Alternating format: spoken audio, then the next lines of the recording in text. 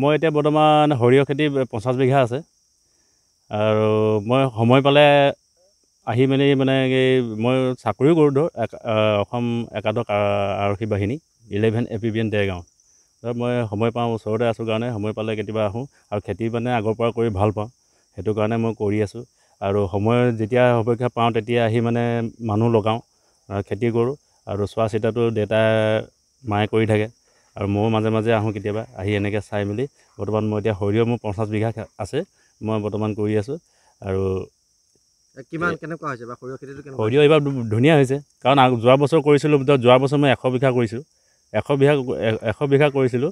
তেতিয়া মানে যোৱা বছৰতকৈ এইবাৰ যোৱা বছৰ বতৰটো বেয়া আছিলেতো এইবাৰ মানে বতৰটো অলপ ভাল হৈছে এতিয়া দেখিছে এইবোৰ সৰিয়হ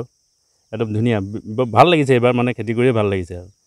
লাভজনক মানে যিটো মানে ৰেট দিছে চৰকাৰে যিটো ৰেট বান্ধিছে আৰু সেইটো ৰেটত হ'লে মই পাম আৰু মানে কি 6-7 লাখমান টকা আহিব লাগে আৰু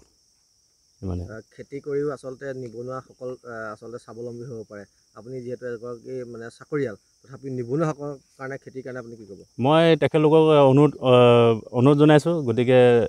সময় পালে যেতিয়া নিজৰ মাটি সম্পত্তি যদি আছে সেইবোৰ সৎ ব্যৱহাৰ কৰিব লাগে আৰু তেখেতলোকে মানে খেতি কৰিলে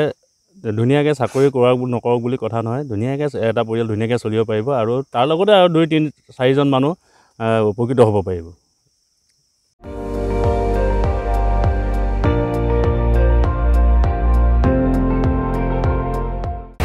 আপুনি চাই আছে ND24